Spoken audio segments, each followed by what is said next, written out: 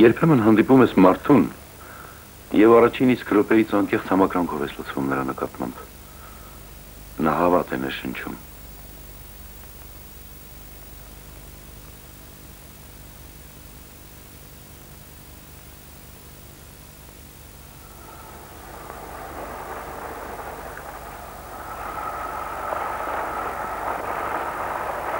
Նա միշտ ձգտում է դեպի հողի մշակույթը։ Ես որ այդ բրիգադում աշխատում ենք, տակը կեր տաշտեն, ես հուտանի մանչ բրնենք, կամ չել ենք անում, կամ կարնանավար։ Նա ուրեմն կեկեր ինձ քանտրել, քեր թուաղլա ես մեկ մանջին մասնակցին տենամ, չեմ կարող այդ մանջին կեզ նման ուրեմն պահել։ Այդքան եռանդուն էր դիպի հողագործություն, դիպի գյուղական աշխատանք։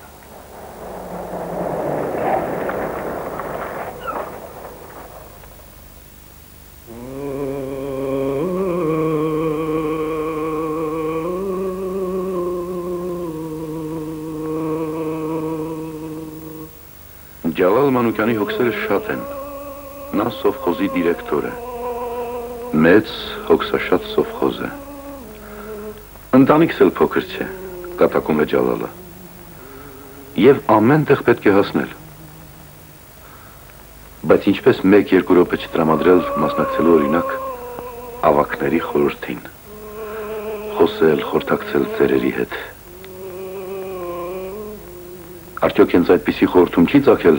մեծ հայրենականի ճակատամարտելում զոհված համագյուղացիների պատվին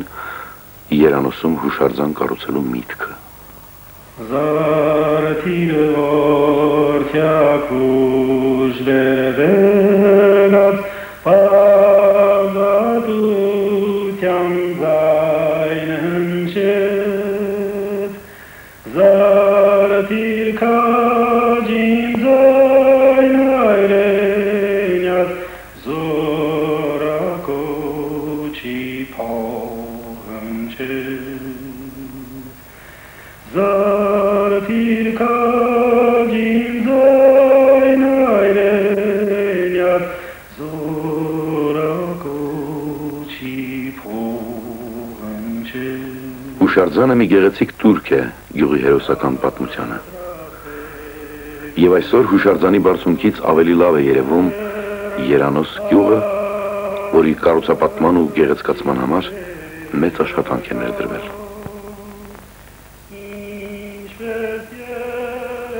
Եվ դեռ որքան անելու բան կա։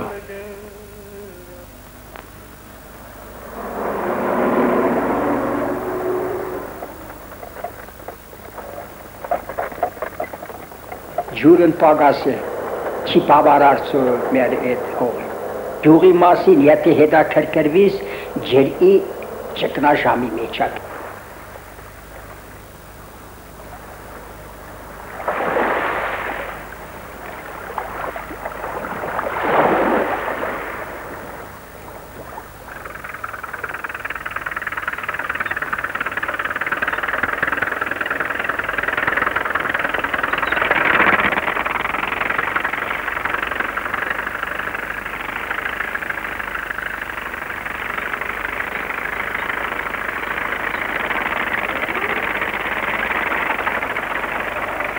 Ջրատարի կառուցումը պետք է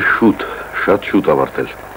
Այն ժամանակ լեռնային ջինջ ու սառը ջուրը ուղղակի հասնի երանոսցիների տուն։ Իր գյուղամիթյան աղբյուրը կմնա որպես անցյալի հուշ։ Երկար ժամանակ տնտեսությունը ետ մնացողների շարքում էր։ Տնտեսության ղեկավարությունը համարյա ամեն տարի փոխվում էր։ Իսկ Մանուկյանն արդեն 16 տարի է, ինչ անընդմեջ աշխատում է, ղեկավարում։ Եվ տնտեսությունը վաղուց առաջավորների շարքում է։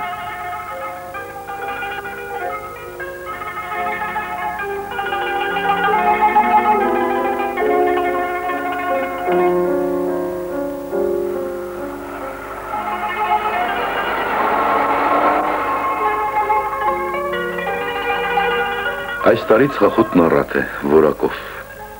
իսկ Ջալալը կյանքում երբեք չի ծխել։ Նրա հայրն ու պապն էլ ծխող չեն եղել, տղաներին էլ ծխելիս չի նկատել, կարելի ասել, որ չծխողների ընտանիք է։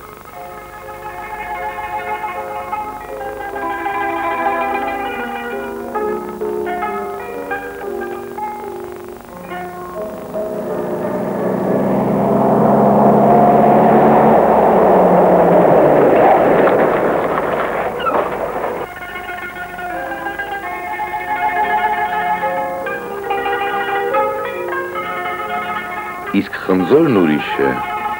միայն հոտն ամեն ինչ արժե։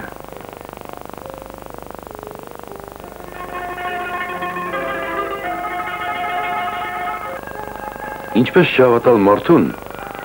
որի խոսքն ու գործը իրարից չեն տարբերվում։ Դիրեկտորը խոստացավ էլեկտրական լույս հասցնել ամառանոցները, խոստացավ և կատարեց։ Որոշեց գյուղում գործարան կառուցել, այդպես էլ եղավ։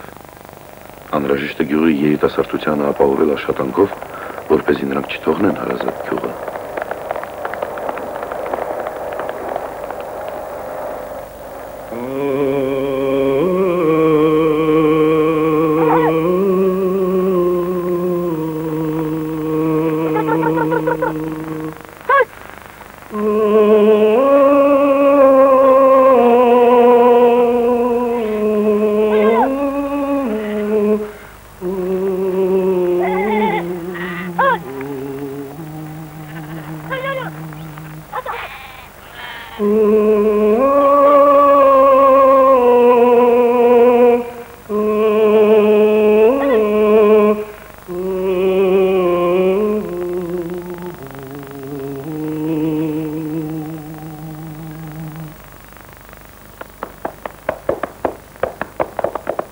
Դժբախտությունը միշտ գալիս է անսպասելիորեն։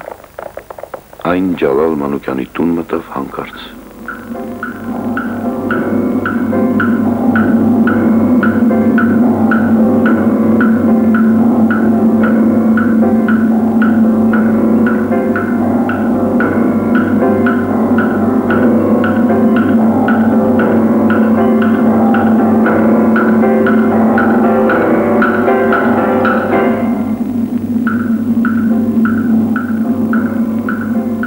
Վիրաբույժ Այվազյանը 4 օր առաջ վիրահատեց Ջալալի որդուն, որը ծանր վնասվածք էր ստացել։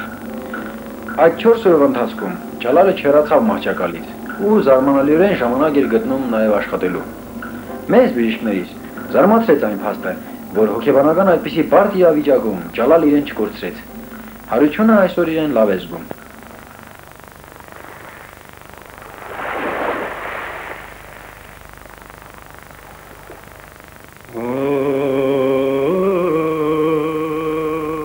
Մեր գյուղում են շատ ղեկավարներ անցել, բայց այսպեսի օրինակել ղեկավար առաջի անգամներ հեռանոսում վիճակել։ Ես որպես հասակառած քրիստոնյայի եկեղեցով երդում կերա, որ չի եղել այդպեսի մի ղեկավար, այդպեսի մի թադավոր, որ հեռանոսիներին ապահով ու բարի վիճակով պաշտպանել։